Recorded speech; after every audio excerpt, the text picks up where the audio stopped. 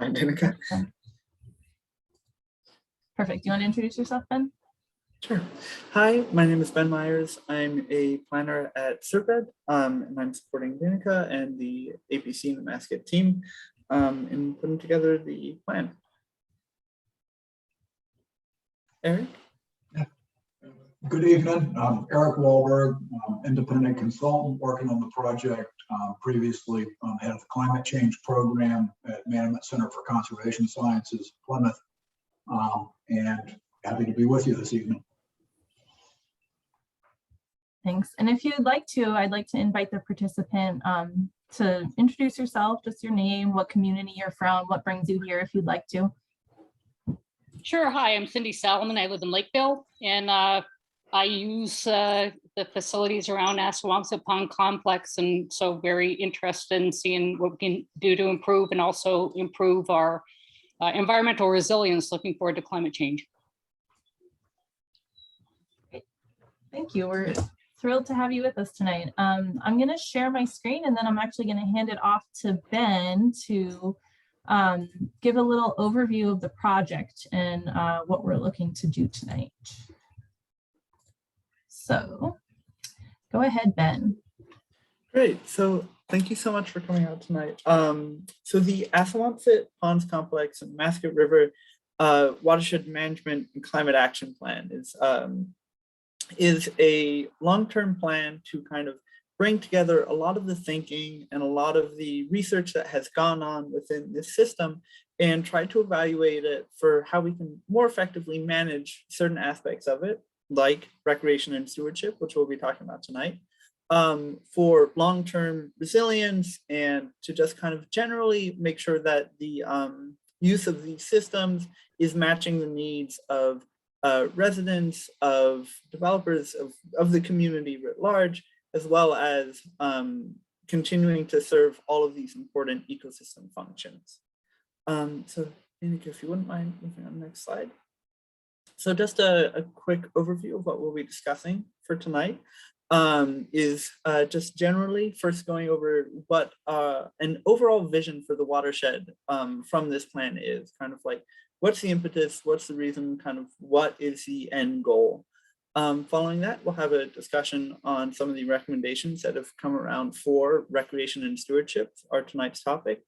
We'll have a brief presentation on some of the issues, and as well as some of the management actions that have come about through previous research and through the research that we've done specifically for this latest revision.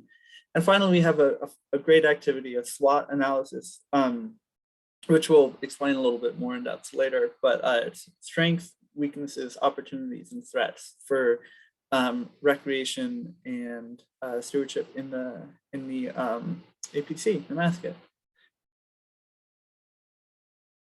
So the project team is made up of a diverse number of members from both pondside communities such as Lakeville, as well as water suppliers, so the cities of New Bedford and Taunton, members of the Middleborough Lakeville Herring Fishery Commission, as well as local volunteers and people who are just very passionate about this system and kind of the various intersections that the system has with climate change and some of the other topics that we've discussed.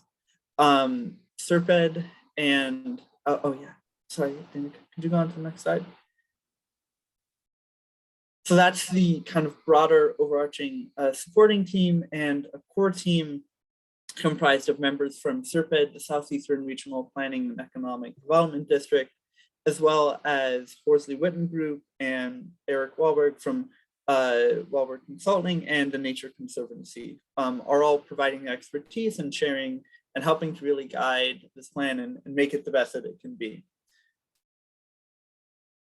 So just quick stats and figures about the watershed. It encompasses around 70 square miles in the towns of the pondside towns of Lakeville, Middleborough, Freetown, and Rochester, as well as Taunton and New Bedford, which get their water supply from the APC. So they're a little further removed geographically, but still very tied into the dynamics of this system and this watershed. So the management plan, as I mentioned before, there's a lot of pre-existing research and kind of information that has been developed around specific aspects of this system. So this plan will develop comprehensive goals for the entire system. So really kind of taking a broader look and really seeing how everything ties together. What's also unique about this plan is it's looking more forward. We're scoping out to 2050 in order to take into account the impacts that climate change might have on some of the features that we're interested in. And as to this last point, a significant contribution of the plan is to see where we can balance different interests and identify where there might be surprising co-benefits. So yeah, so that's I think one thing that we can think about is recreation and stewardship, as how they're interrelated and how they can have co-benefits. Yeah, thank you. Would you be able to, next slide? Awesome, thank you. And so this is the vision for the watershed management goal. This is the vision for the watershed, our management goal. I'm just going to read it out loud very quickly, which is overall in 2050, the APC and the Nemasket River are healthy, sustaining life and natural communities, including our own, through clean, safe, and reliable water supply. The inhabitants of the watersheds have greater protections from climate hazards and have developed an environmental ethic based upon choice, not chance, that drives sound, local, and regional decision-making. And as someone once pointed out in a previous meeting, it's that real focus on choice, not chance, that this plan enables residents to really kind of like take control over what the future of the watershed and the system will look like. Danica, could we move on, I think? And with that, I'll pass it over to Danica. Ben. So the topic for this evening's presentation is recreation and stewardship. So we, in assessing the current conditions across the watershed, we did look at these topics separately, but because of how interrelated they are and how dependent they are on each other, we decided to combine them and approach them together in this discussion tonight.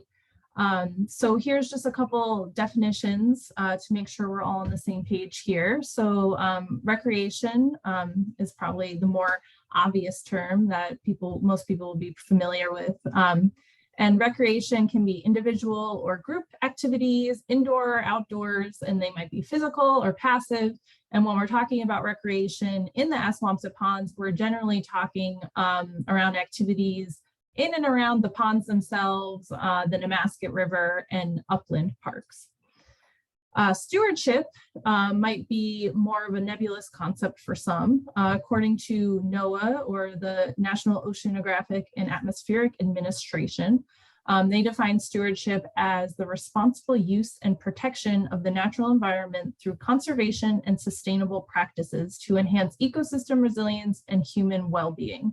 So when we talk about stewardship in the context of the plan and this conversation tonight, what we're really focusing on is how we care for our environment and our natural resources. So we might be the land managers in the communities who maybe directly are responsible for managing the land, but it also can mean those who live in the watershed and those who recreate in the watershed, and how we collectively all treat the watershed and the natural resources within the watershed.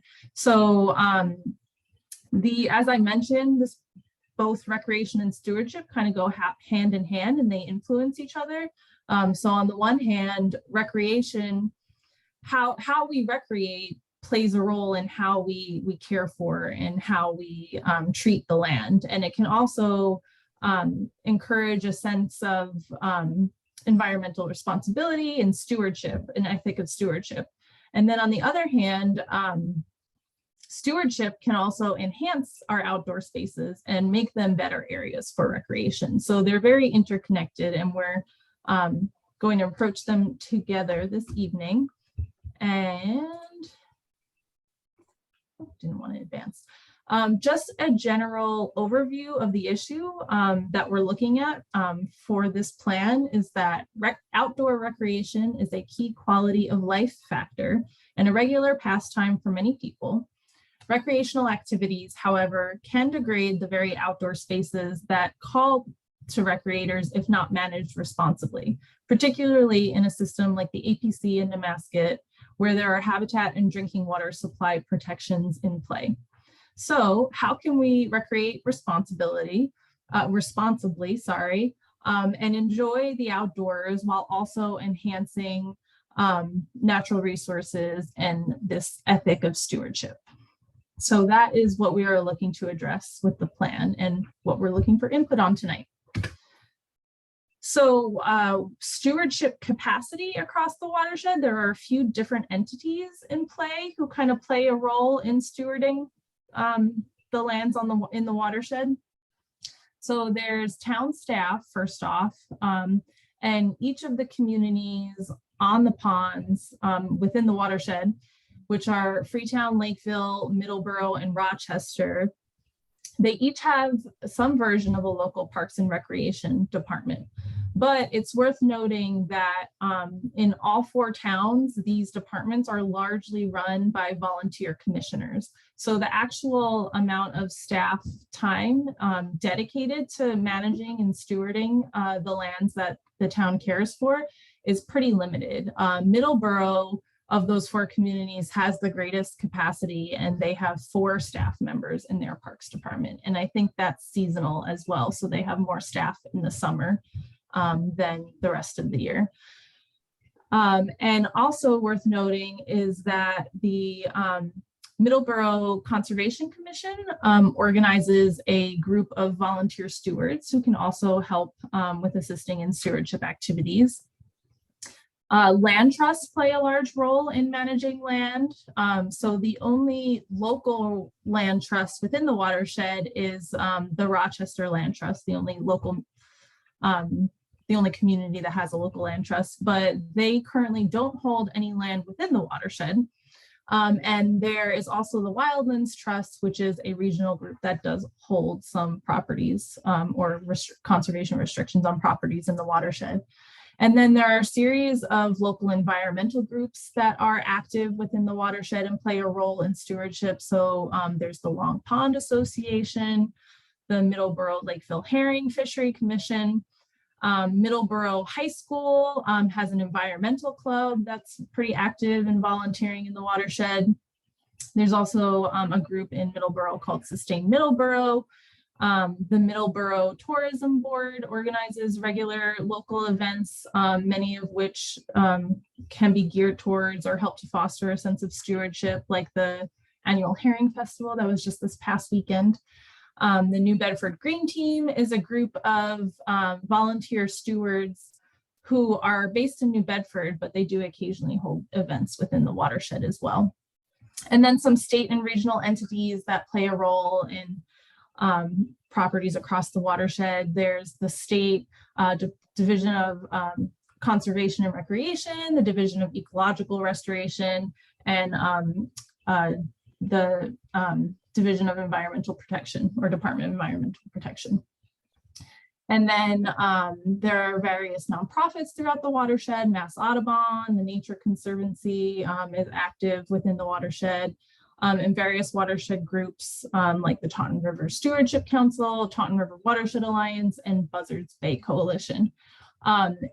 If you know of any locally active groups that we're missing on this list, please feel free to drop those in the chat, because we would like to document that. So the management goals that we've identified with the steering committee for this project that we're working to address in the plan are, I'm just going to kind of read through them. Provide quality outdoor recreational opportunities that do not impair natural resources and public water supplies. Increase public awareness of outdoor recreation opportunities with use regulations and stewardship guidelines.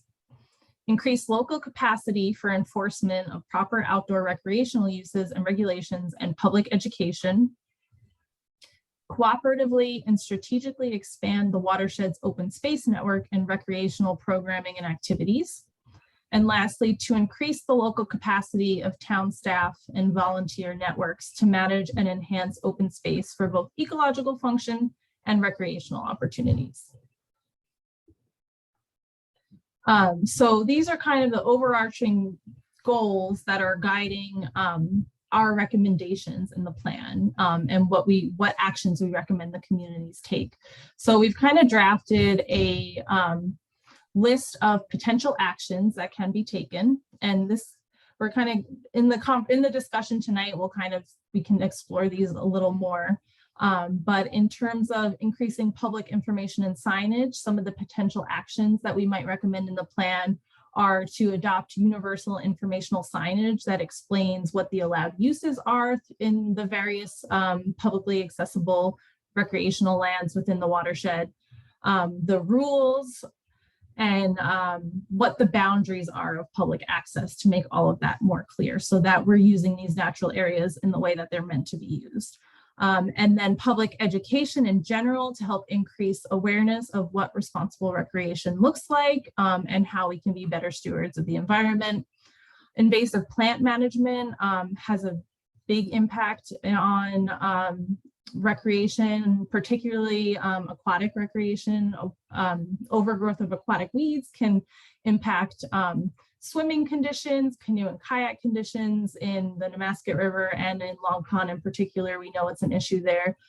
So some potential solutions, and this topic we do explore extensively in one of the other the topics. We also had an ecology focus of this, and you can see the previous recordings of past meetings on our website if you want to explore that topic anymore. But some just general themes in that action category are to encourage more coordination between the towns and the local stewardship groups on volunteer invasive plant management efforts, to target and eliminate the different sources of nutrient pollution in the system that are really contributing to this overgrowth of aquatic vegetation, and to prevent the spread of invasive aquatic plants through public education and boat washing stations.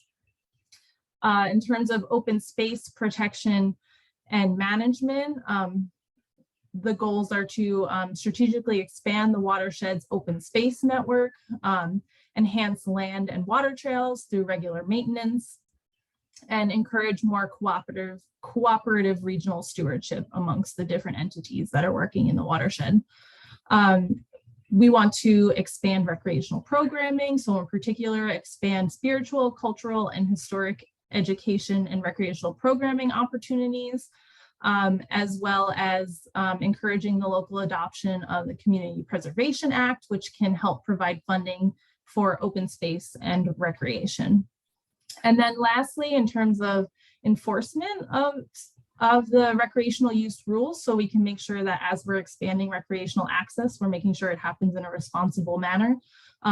Some potential actions could be to formalize the funding stream for the Assawompset Ponds Rangers program, and provide more funding for enforcement.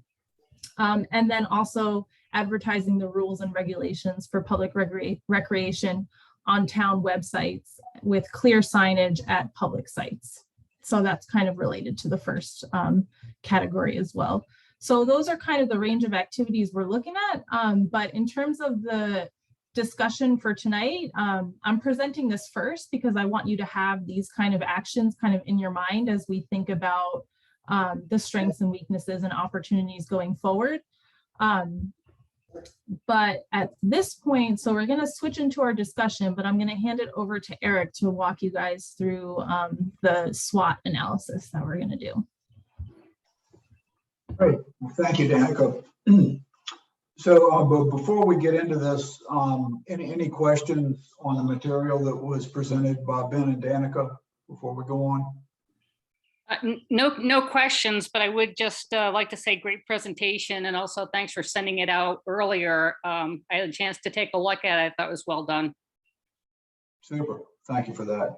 Oh, one more point. Local success, right? So Lakeville did approve the Community Preservation Act. Yay. Oh, fantastic. All right. Good to know. Thank you. All righty. So my task is to lead you through the SWOT analysis, and I assume this is something that people are at least generally familiar with. But this slide is just kind of frames up, excuse me, how we're going to go through the discussion. So for both recreation and stewardship, we're going to walk through a discussion of strengths, and for each of these categories, I'd like to provide both an opportunity to talk about sort of the current situation, but also what we might do going forward. So there would be sort of an opportunity to critique what we've got on the ground now, and then some thought about how that could be improved in the future. And so we'll start off talking about strengths, pivot to weaknesses, opportunities that you see, and then finally threats.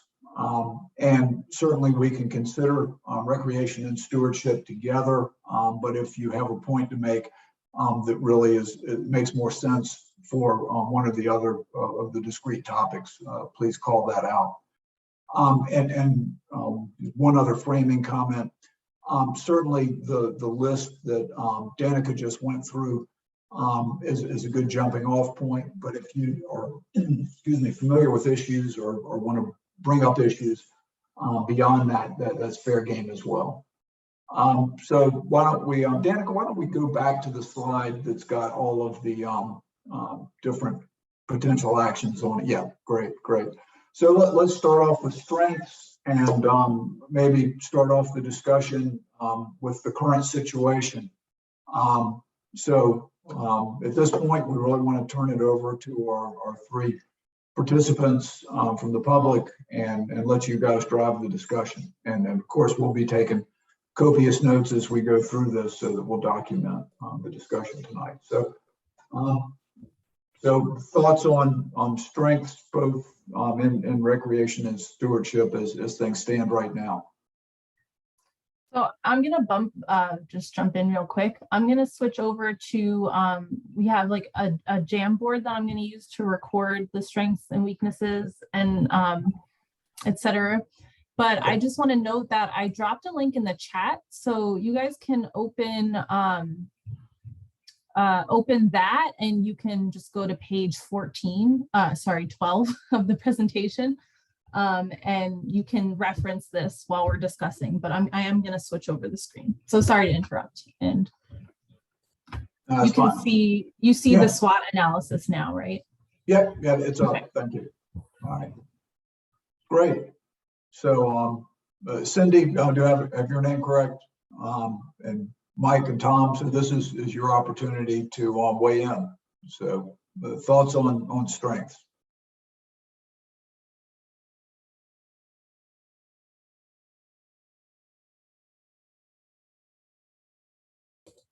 And we could color code things. So if you want something that's like recreation specific, we can make them green, or stewardship specific, we can make it blue. So you can start out with that if you'd like.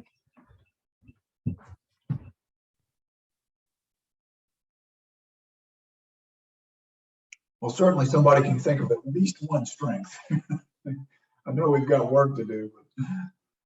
Yes, I'm a little bit confused. You mean a strength in terms of the recreational opportunities? Yeah, what you know, if you look kind of across the landscape on the current recreational offerings, current stewardship offerings, what do you think that stands out as a current strength, or what might we do going forward that would enhance you know, any of those strengths? Well, I would say that the area, the Assawompset Pond Complex, the upper river, the upper Nemasket, have the following strengths. There are some fantastic trails that have been offered due to the whole purchase of the Betty's Neck thing, and the Nemasket River is quite an asset for kayaking and fishing. Great. Yeah, that's exactly how this should work. Is, you know, we can talk some about, you know, what really stands out now in terms of strengths, and then also if you've got thoughts on how to enhance those strengths going forward. Well, I do have a suggestion for enhancing. Sure, great. I'm not so sure it applies so much to the upper Nemasket as it does to a bit further down. but some of the canoe accesses perhaps could be improved so that people can more easily get into the river with improvements that would not be, damaging to, will minimize damage, to the banks and to the vegetation. Great. And any particular locations come to mind, or would some survey work need to be done? Oh, well, yes, but it is further down the Nemasket. I'm sorry, I can't think of the name of the river, of the street. No, I think that's it fine. is an M, but Great, great.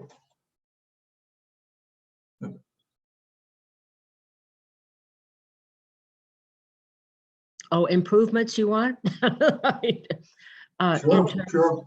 I think that there is very little awareness in the town of Lakeville. Anyway, I don't know about other towns about the trails that are available around the Assawompset Pond complex. They're all marked, with colored gates.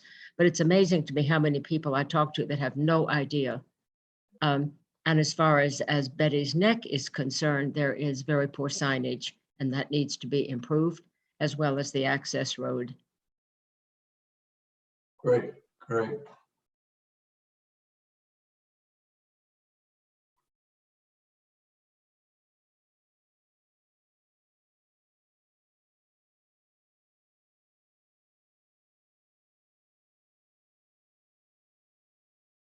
Cindy or Tom, would you like to jump in?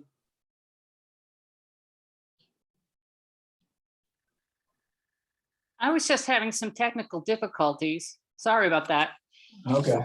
Yeah, I agree with the point about there's a lot of land available. There are a lot of great trails, but certainly signage is a key issue. I mean, I think there's one tiny little sign at the gate close to the parking area near the Morgan property. And a lot of people don't even realize that, hey, it's drinking water supply. You can't go swimming. I know that the poor rangers are always down there in the summer trying to educate people.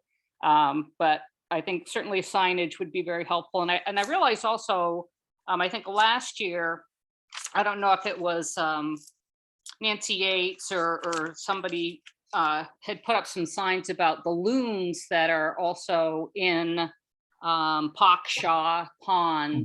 But I don't think those signs lasted very long because that area, that access road over the causeway gets a tremendous amount of use. A lot of people fish there. A lot of people park along the side of the road. And that's one of the other things that I notice is, although some people do try to collect trash, there aren't really trash cans available. And it gets heavy use on Friday nights and Saturday nights. A lot of young people are down there, which is great, but there's also seems to be a fair amount of trash that gets strewn about in that location. Great, great. Now, on the signage issue, was it a matter of vandalism that the signs came and went rapidly, or do you have any thought on that? No, I think it was just they weren't very robust to start with. It wasn't like they were metal signs. I think somebody had printed out some pictures of balloons, and then they laminated them and put them up, so they weren't very robust to start with. I got you. Right. Listening to that has made me think of another signage issue, and this is the Upper Nemasket. Nobody is supposed to take their kayaks over the dam. They're not supposed to swim up there, but people start at the either at Bridge Street in Lakeville or further down or at Vaughan Street. They go down not realizing or not having been reminded about the fact that the dam is off limits, and there needs to be some signage to remind them of that. Gotcha.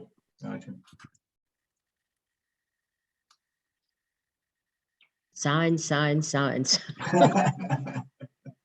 think there was a song about that.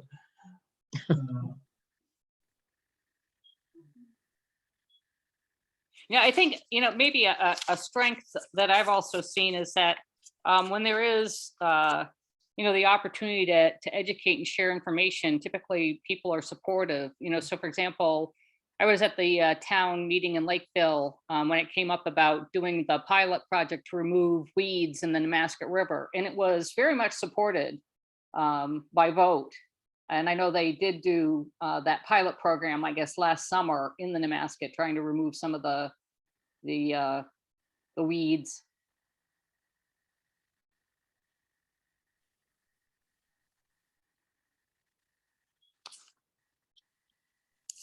That reminds me of one more.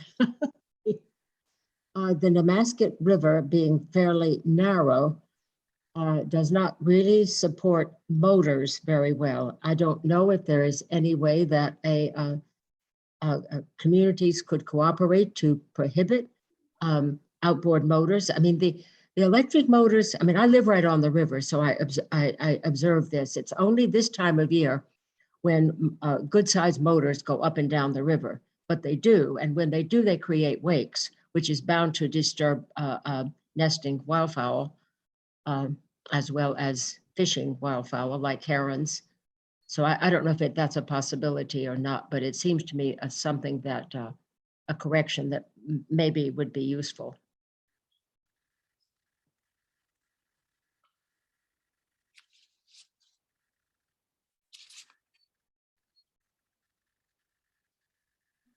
Danica, we also had a recommendation from the chat that there are a lot of the majority of the issues are on Betty's Neck and on Long Point Road, in shores of Paksha and Great Quittacos ponds. Also specifically that there are only 5 parking spots at Vaughn Street. So it sounds like that might need to be expanded. Thank you for sharing.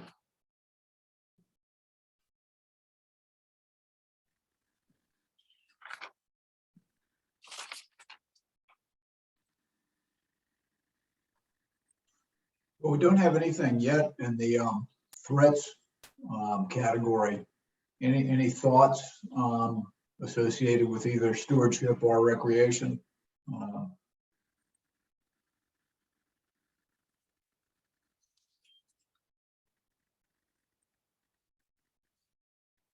Well, you know, one thing when I was looking at one of the slides, you know, I tend to ride my mountain bike over to Betty's Neck and some of the other places. There really is no handicap access. I don't know if that would be something that we would want to put on our list, or if that's something that, you know, might eventually, you know, come under the maybe future activities for Community Prevention Act, but making areas more accessible might be a good idea. I got a great addition. Well, I would like to say that I spent 60 years being married to a paraplegic, and he really never expected to be able to ride his ATV anywhere. I mean, there are just some places that cannot be made handicapped accessible. I mean, do you think there are some locations, though, where accessibility might be a reasonable consideration?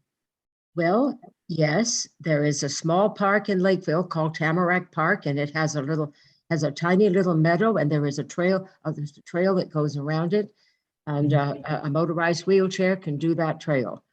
So there are small areas, but you just can't do the full woodland trails. Sorry, Gotcha. Mike, can you say what that spot was one more time? The spot you just mentioned?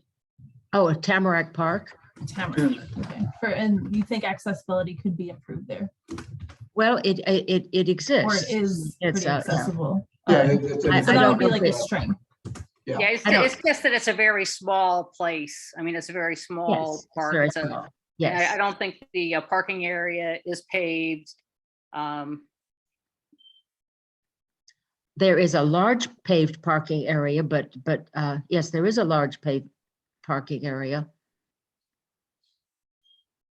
Oh, is that where the inn used to be right there? Yes. But if you were trying to go, I don't know how difficult it would be to take a motorized wheelchair from there up to the trails. But you're right, it's quite small, but it is a place where you can go bird watching. You can't go fishing, but you could go bird watching. Yeah, and a lot of people watch the, and the ducks, all the different variety of ducks are on Assawompset Pond. You see people out there with their huge telephoto lenses. So it is a nice Right. spot for very passive type recreation. Great. So it looks like we've got another participant that's joined. Sherry, please feel free to jump in. And if you've got thoughts on strengths, weaknesses, opportunities, or threats associated with recreation or stewardship around the APC, please feel free to join the conversation. I would add something to threats. Okay, right. We frequently find fishing line tangled up at some of the canoe launches. I would imagine that that exists in all the places where people fish. Yeah, that's a real common problem. Do you know if there are any, a lot of places have dedicated trash cans for used fishing line. Does that exist around the APC at this point? I haven't seen anything like that. I know that the town has resisted putting them there because they tend to attract trash. Yeah. Yeah. Yeah. Yeah, but I think you're talking about, particularly you see those kinds of trash receptacles for used fishing line, a lot of times at saltwater facilities where it's like a big tube that you put your old fishing line down. So yeah, I haven't seen anything like that around the Assawompset Pond Complex area. Yeah. I mean, it is a bit of a catch-22. It seems like if you provide any type of facilities, oftentimes they get misused and people put all kinds of trash in something they shouldn't be recycling for fishing line. So it seems to me that invasive species have shown up someplace else in this discussion, but of course that is one of the threats, but both upland and aquatic. Yeah, I think a lot of focus has been on the aquatic. Upland, what are you thinking in that regard? Bittersweet, particularly bittersweet, but there are quite a few others too, which reduce the diversity of native plants, which reduces the diversity of birds and other wildlife. I could give you a list. Yeah, I was just curious because certainly everybody's heard about the Eurasian milfoil, which is the thing in Long Pond and the Nemasket. Well, there are quite a few upland plants that are causing a problem there. I don't know if one would, what's the word that one needs? Riparian, I guess, things that grow along the shore, like a Japanese knotweed, which has a tendency to really reduce the amount of wildlife that the river supports, as well as its aesthetic appeal. And upland, bittersweet does tend to kill the trees. You also have six or more invasive species that also threaten to decrease the natural diversity.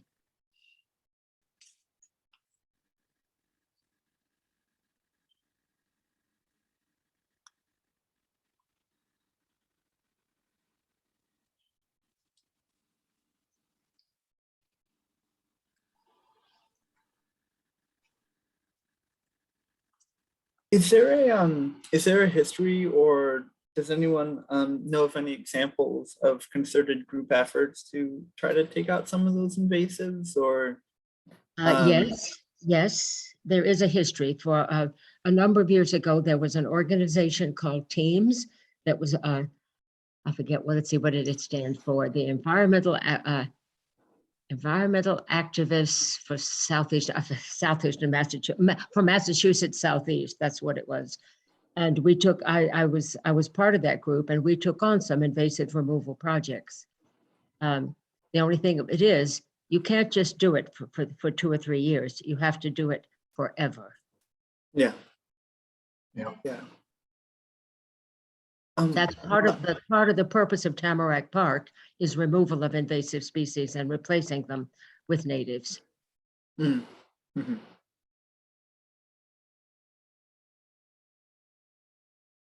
I'm in charge of that project, by the way. Wasn't there also something they were trying to do on Long Pond? There was a group that was trying to get together to start doing something about the overgrowth of the weeds. I remember that at one of the town meetings. Oh, yes, Yeah. there is. It focuses just on aquatic weeds, Yeah. nothing upland. Yeah, and that's very much still an active conversation and effort. So yeah, that's been a issue that's come up several times in this process. Yeah.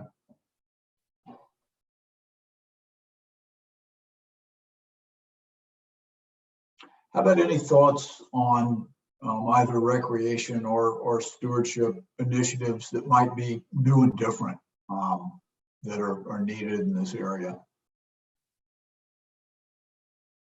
Nature walks. Okay, great. You're thinking guided, facilitated? Yes. I mean, there are a number of people scattered throughout town that have special knowledge, and most of them are a bit timid. need a little push, right? Yeah.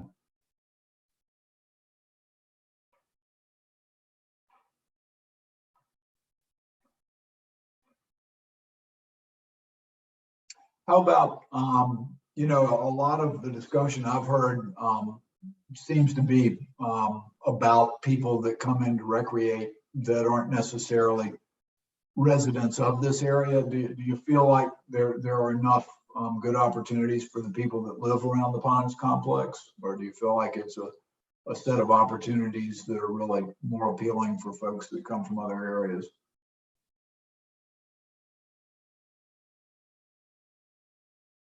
Well, I kind of think most of the people use a lot of the trails, et cetera. I think generally, I think are more local. Okay. The people who, I think maybe one of the exceptions is access to Long Pond, because there is the boat launch ramp. Mhm. Yeah, that's really the issue I was thinking about. That one's come up many times. Yeah. I mean, and so, I mean, that's really, I mean, that gets a lot of use, particularly in the summer. And that would be one of the places, or maybe the only place that I can think of that would be, you know, perfect for some kind of a boat wash station. Mm-hmm.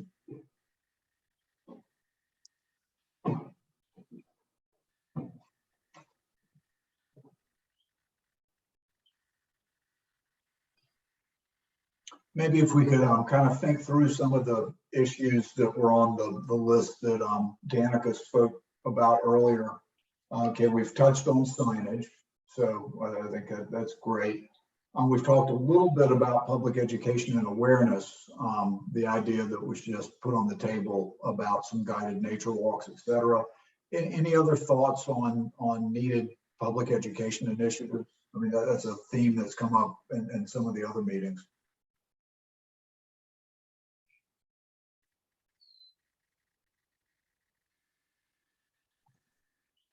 You know, it's a funny thing about taking people out on nature walks. They don't tend to be very well attended, and people usually are very excited after they've actually done it. So somehow or another, there needs to be some kind of game aspect created to make people really want to, whether it's scavenger hunts or whether it's just something to enliven it up sorry about my dog.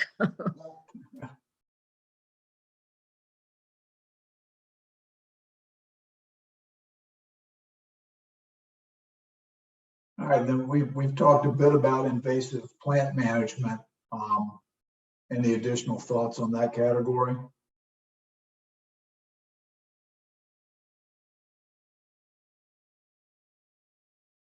All right, now we've not touched much on the category of open space protection and management.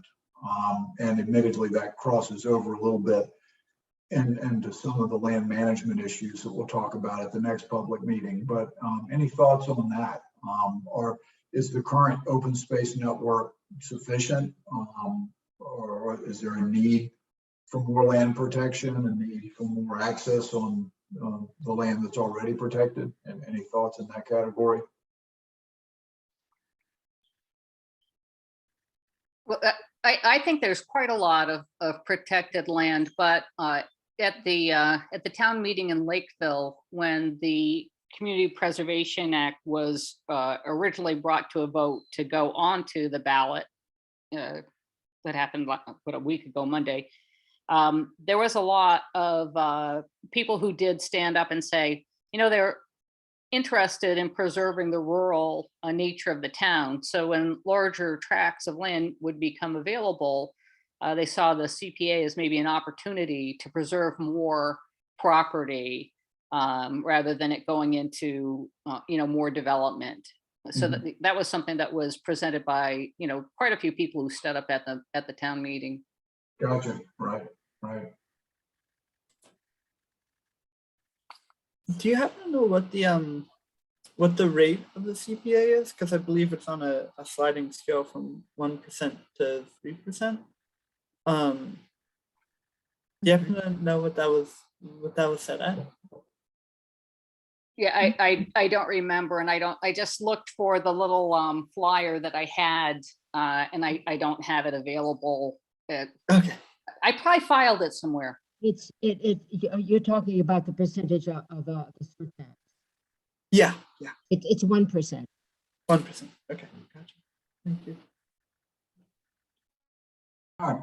And then we've got the category of recreational programming. And again, this crosses over a little bit with the idea that was tabled earlier about the nature walks and including a game element perhaps in that. But any thoughts on any more formal recreational programming that would be of benefit here? In the town where I used to live many years ago, they had a fishing contest for children. Okay, great.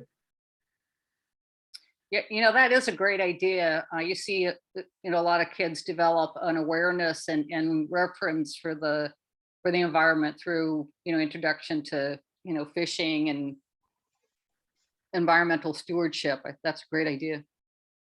Okay, great. One of the other things I think, I've certainly seen at Betty's Neck, the Boy Scouts had gotten involved in doing a couple things over there. They put out some, benches made out of, half logs, and also updated. There's a small information billboard that they had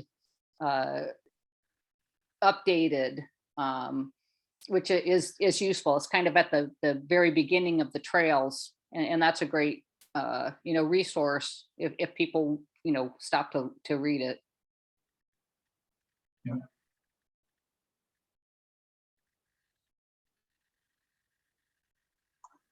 All right, then the last of the categories that Danica covered is enforcement of recreational use rules. And, obviously, they've got rangers on the ground at this point. The funding stream for the rangers is a topic that's come up again and again in the process of putting the plan together. Anybody have any thoughts on the enforcement category as it applies to the existing situation or what might be going forward? Yep. My impression is that the APC complex management team does not have adequate funding for its rangers. Yeah, I mean, my perception of it is that it's been a bit hit and miss. I think recently the utilities have ponied up some money that'll keep things going for the short run. But years ago, I asked about, there was a group of us that wanted to volunteer, but we were told that there are all kinds of security issues and what's the word I'm looking for? Nobody wants to get sued. Oh yeah, oh yeah.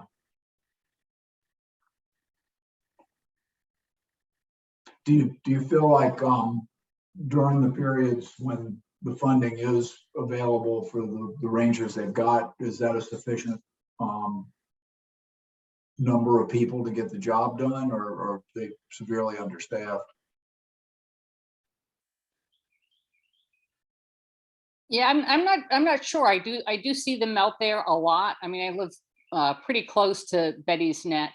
I'm off of Bedford Street, actually right on Assawompset Pond.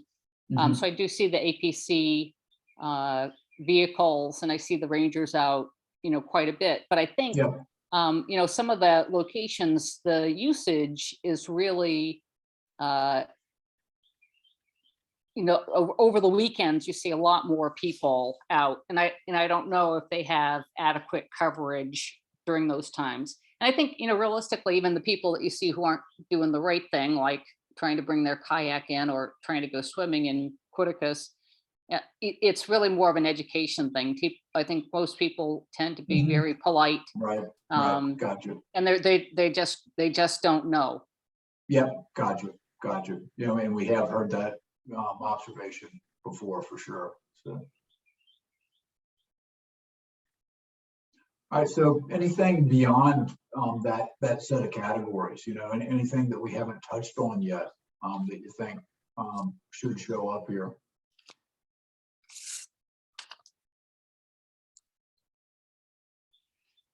Well, I guess one thing, maybe this one's kind of a strange point that goes under strength. We talked a little bit about invasive weeds, but we also have some diversity. Assawompset Pond is the home of the endangered red-bellied cooter, a type of turtle.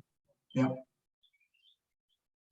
And there's I think there's a reasonable population of those, but that's something also from a communication perspective. I know at the Betty's Neck, at the information board, they had put up some information about red-bellied cooters being endangered, et cetera.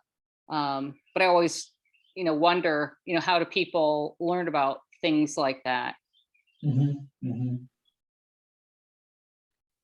Well, it's interesting to me. It seems to be a really important theme in the discussion tonight, is that, they're really, between signage, education, other forms of communication, it seems like maybe that's really a weak link in a lot of these items. It's just that maybe there's not,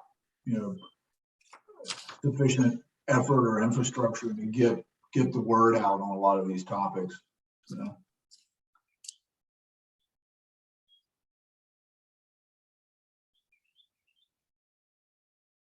Getting the word out is really hard.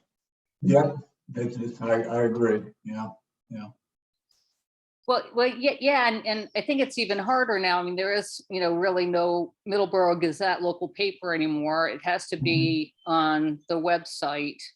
I wonder if there's a better way to have more, access through social media or something.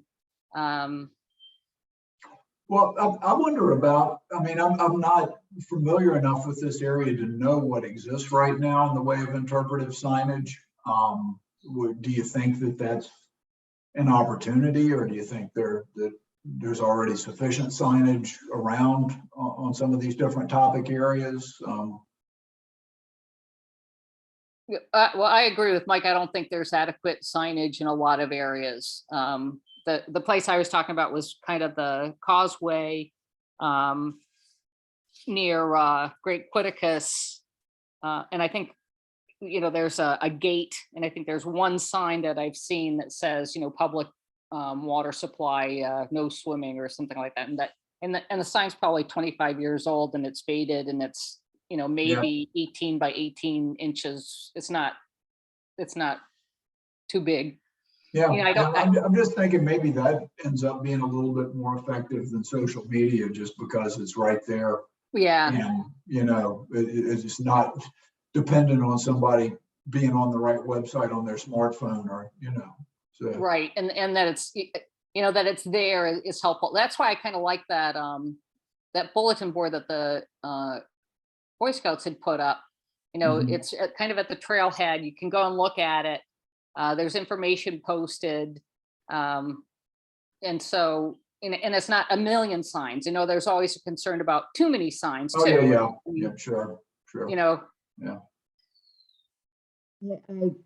feel very guilty because actually there's a beautiful kiosk at Tamarack Park. And I used to keep it up, and the last 2 or 3 years, I really have not. I would love to have had more help doing so, but I didn't have it, and I just didn't get it done. But here's a more positive comment, and that is that your target group, if you want to educate people about what's out there and encourage them to get out and enjoy it, it's the young people, the people in the schools. So somehow or another, if there is a way to establish some programs that you advertise through the schools or that you actually involve the schools. You can never do it at the last minute. You've got to be in, it's got to be months ahead of time so teachers know they don't want you coming out of last minute. But involving young people in educational programs, I think is important. Is there much of that goes on in this area right now, or is it pretty much absent? I think it's pretty much absent. Okay. Interesting. Yeah, I mean, it seems We like may this have area Boy is Scout pretty- troops, but where are the Girl Scouts? Yeah.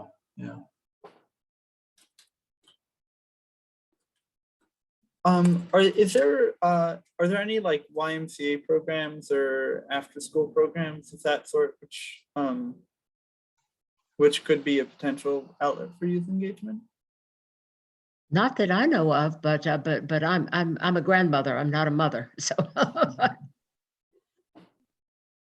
Gotcha. I mean, there is a YMCA in Middleborough, and they do some activities. They have a camp on a pond over in Middleborough, but I'm not really familiar with any of the programs that they have. I think that really could be an effective element here. It could be community-based, and then you've got a generation of kids coming up that have learned something about the resource and probably, behave a little bit differently there than they would have otherwise. So. Yeah. But who does it? Yeah, that's a good question. It's always the question. No,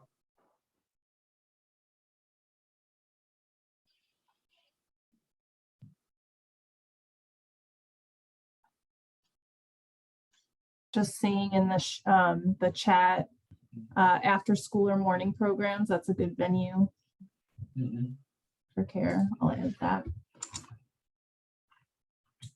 Let me add that in here.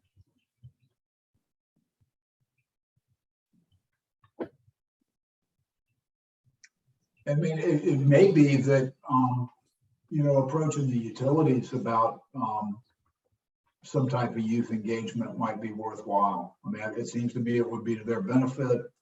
I certainly can't speak for them in terms of funding or whatever, but it just seems like it might be a win-win. So.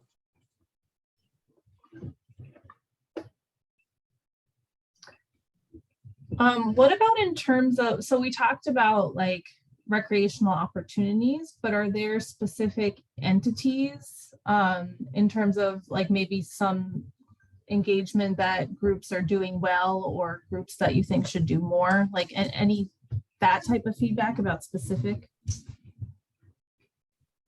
groups? All towns have park departments and park and recreation departments, and I think those tend to just focus on sports fields.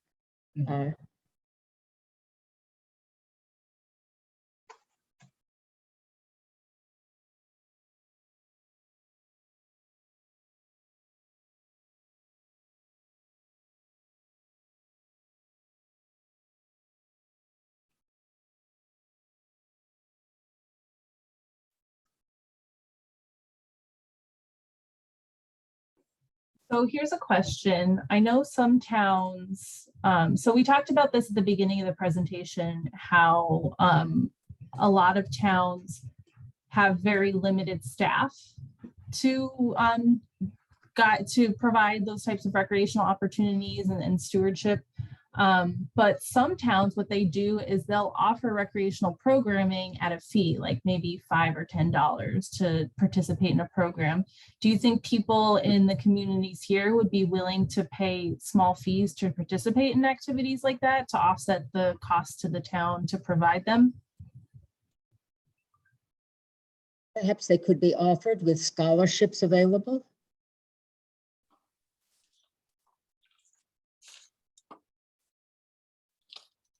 Yeah, I think in general, people would probably be willing, you know, if it's something that's of interest. I mean, my understanding, and Mike could probably know this a lot better than I do, the town in Lakeville does have a small beach, which is access, you know, per fee, or you can, I think you can get a season permit or something like that, isn't it? And people seem willing to do that.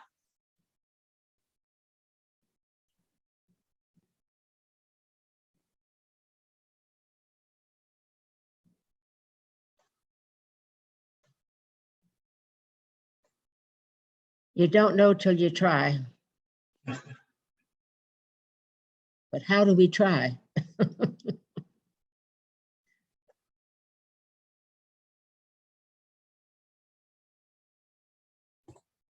going to try to capture some of what's in the chat as well.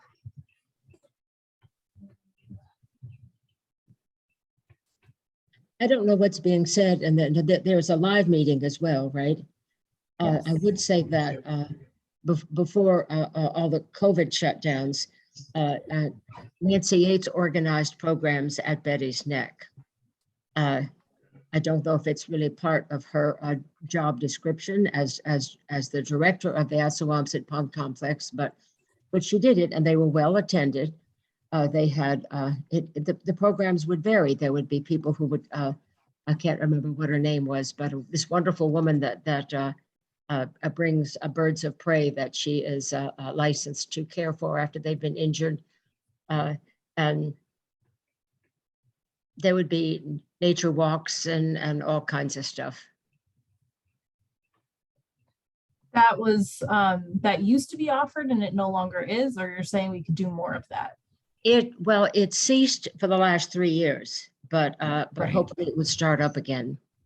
Is that at And Betty's I know Neck? I know that Nancy would like to, but again, it's a matter of time and energy and funding. Yeah, I think the discontinuation was temporary because of COVID was the point. Yes. You said that was at Betty's Neck, right? That used to happen at Betty's Neck. That's right. Okay. Something that I've often wondered, if you know, trying to get the word out when you don't have a newspaper and you have a teeny tiny little town bulletin board, maybe there should be a banner that comes out and says, check such and such. Take a look at the bulletin board today. There's something new. But a banner that says, "Hey guys, there's something to look at." Is there, so related to that, where do all of you go to find out what events are happening in town? Is there like, do you find that it's easy to find out what's going on? Like if there was a banner, where would the banner tell you to look? Well, banner- I think Mike was talking about there's a signage right in the middle of town, which is the crossroads of Yes. Bedford Street and Route 79, right in front of the old town hall. It's 79. It's 105 and 18. 18. The trouble is sometimes when you're watching for traffic when you go through that intersection, and it's and the writing is small. Most people, I think, are getting their information from Facebook, which doesn't always have everything. Yeah, I tend to go onto the Lakeville community website more, and I have been getting more emails from that as well. What do you mean by community website? You mean the town offices, the Yes. town website? Oh, okay. I mean, I used to look at the Middleborough Gazette. There'd be a lot of things in the Middleborough Gazette, but that discontinued as of December of last year.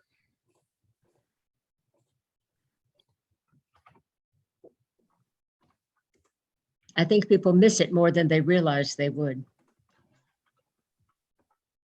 Yep. Local access programming, like on cable, is that an effective way to kind of get the word out? Would you repeat that? Yeah, my apologies. Is local is access programming like on a cable TV? Is that an effective way to get the word out? LACAM has a lot of programs, but the programs are sometimes specific to a topic. Somebody does a cooking show or something like that, and then they do all the town meetings. But town meetings are very time consuming to listen to. Mm-hmm. So not like so there isn't a like a top of the meeting list of announcements and events and stuff like that. Not to my knowledge. Mm-hmm. Okay. Gotcha.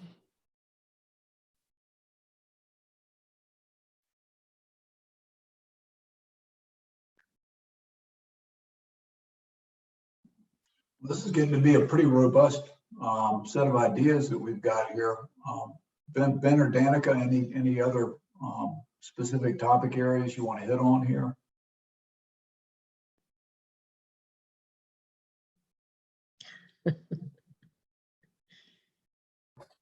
I guess thinking a little bit more about threats so I think we've got a lot of like, what are the current threats? But if we want to think about the future, like what are some of your worries about the future? Like, for example, it doesn't have to be about this, but if we were to expand like recreation and maybe advertise some of these public areas more, that would maybe attract more people to use them. Like, are there any issues like that make you worry about the future of the watershed or anything else?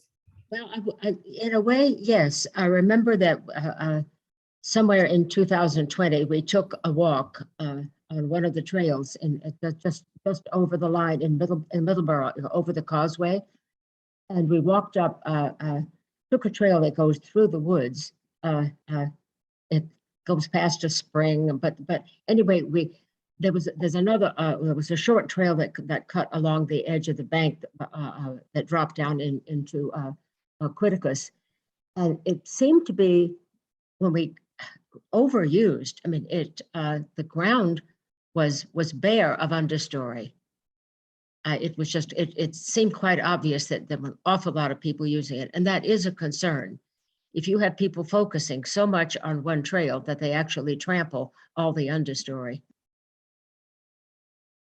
I mean, I don't know if at the particular location it wasn't eroding, but I could see how in some places it actually could begin to cause erosion. Yeah, there are a couple of steeper areas on that trail that are, rocks basically. I ride my bike out there, and sometimes it's pretty tough going in a couple of those locations. But I share that concern. Yes, more use, more people, more trash, more uneducated people maybe doing stupid things. Are there particular areas, like, and I know you said, Mike, you weren't sure of the specific trail, but what was the general area?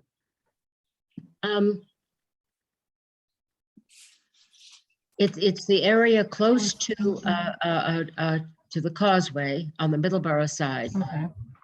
And it's the Quiticus shore. Okay, thank you. Yeah, along there is also the informal parking, and that's where you see a lot of trash. On the other side of the road, there is a particular spot where fishermen stand an awful lot, and there used to be a Plymouth gentian, which of course is an endangered species there, but I think that people walking on it have probably destroyed it. In that same area? It's across the street, across Long Pond Road, but on the same side, on the Middleborough side.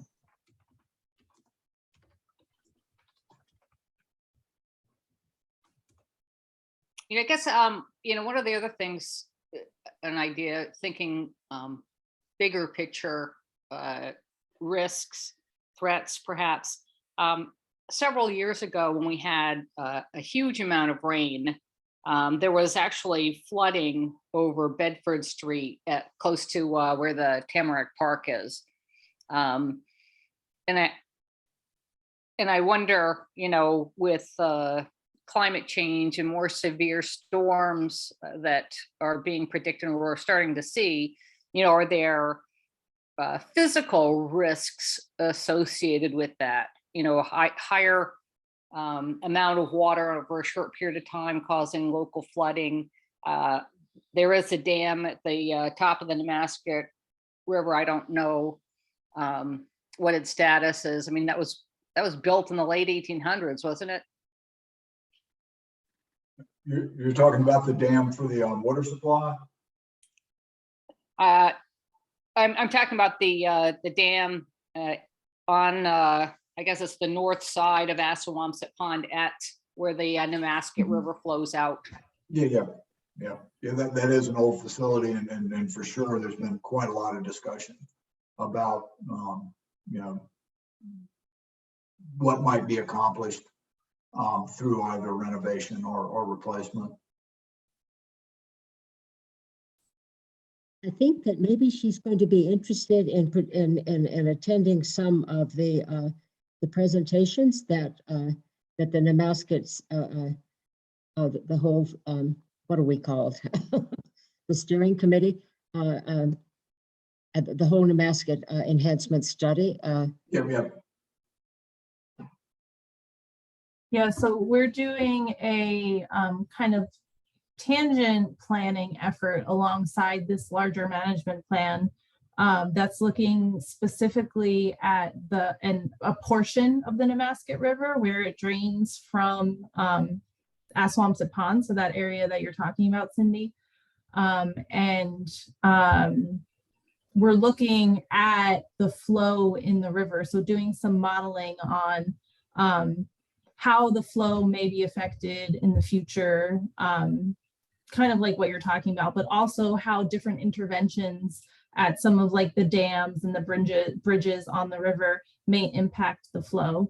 So maybe Ben, maybe you can drop a link in the chat to like that main APC-Nemasket page that has more details about the H&H study, in case you're interested in finding out more about that. Or it's just, well, I can type it in the chat. It's just APC-Nemasket. Thank you. Got it. She may also be interested in knowing about the modeling and the studies that they've been doing about the culverts. The culverts between Long Pond and Assawompset. Isn't that part of the general APC study? Yeah, okay. I didn't realize you were talking about that. Sorry. Yeah, I mean, that's a I don't know. I don't know if others here know, but I don't know what the current status of that is, but that is a part of the larger planning as well. Danica, wouldn't that get picked up by the groundwater study that was recently scoped out? Well, not the culvert between Long Pond and Assawompset Pond. I don't think so.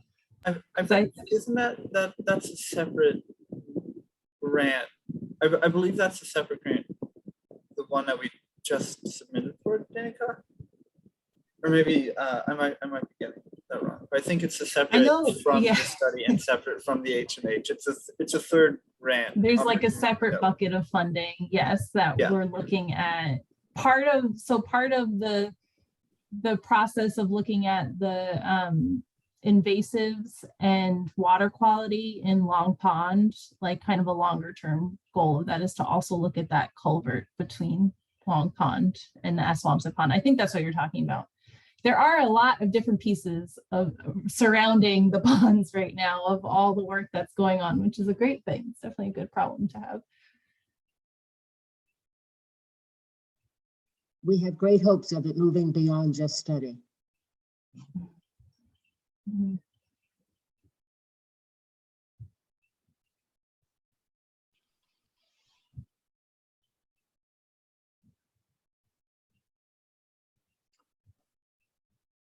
Well, any other ideas to get on the board here? I mean, certainly thank you for your input. This has been great conversation, and I think this is really rich set of ideas. Yeah.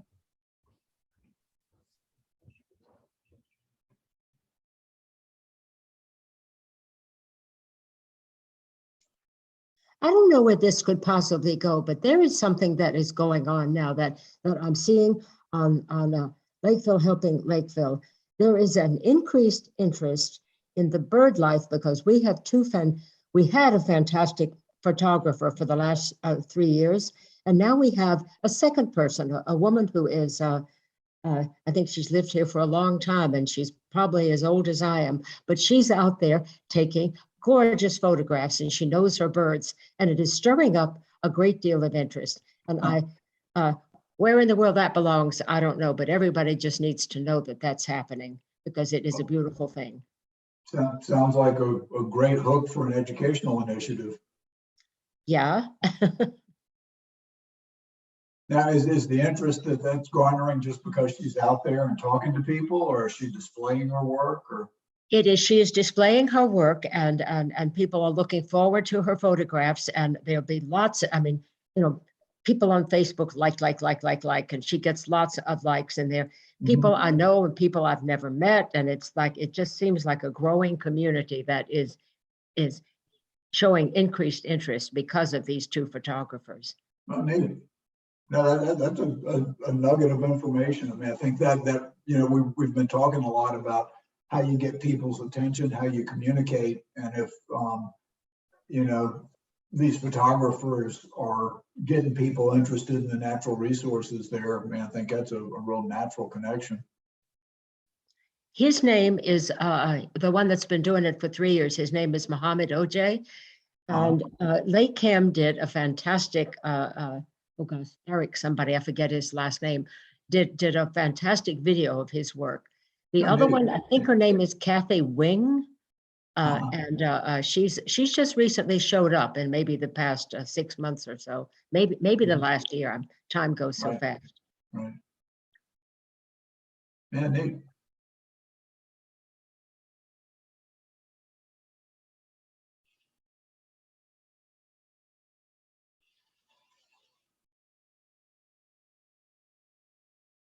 Well, I guess if we don't have more ideas to get on the table, I can pass it back over to Danica, or you're going to wrap it up, or is that Ben? Yeah, I can do that. Any last thoughts, ideas from anyone here before we close?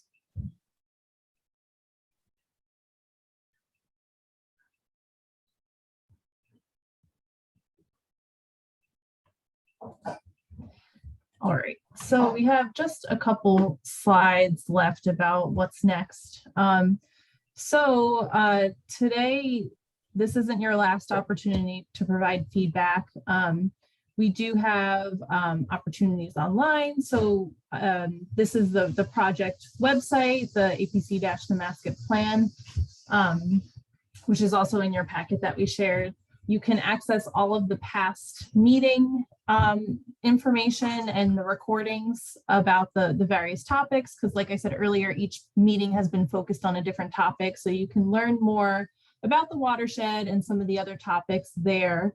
And then you can also share additional thoughts. So if you think of anything that maybe you didn't say today, then there's an online form at that link, the bit.ly/comment APC-Nemasket that you can share. So again, those are in the packet that we shared that we sent the link earlier. And then lastly, we have a couple more public meetings. So here's our schedule. We are down here at recreation. So there's only a couple meetings left for this plan. Our next topical meeting is going to be focused on land development, which will be April 27th, which you can access either at the same Zoom link that you used for tonight's meeting, or if you want to attend in person, we will also be at the Freetown Council on Aging. And that's Wednesday night, April 27th from 5 to 7. And then lastly, in June, it's going to be in Lakeville. Again, we'll have the in-person meeting and online. It's going to be in Lakeville, but I don't believe we have a location set for it yet. But on June 1st, we're going to be doing like an open house where it's going to be more of like a drop-in style thing where we're just going to share an overview of the plan and collect some additional last feedback. So those are additional opportunities out for you. And that's it for our presentation tonight. So thank you all for joining us. It was great to see you all. Thank you. Nice job. Thank you. And before we go, C.Y. Solomon, what is your first name? Cindy or Cynthia. Cindy. Nice to meet you. Nice to meet you, Mike. Thank you all for Thank coming. you guys. Have a Nice nice to night. meet you. Thank you so much for all your input. Yeah, we had a great conversation. Have a good evening. Yeah. Thanks. Bye.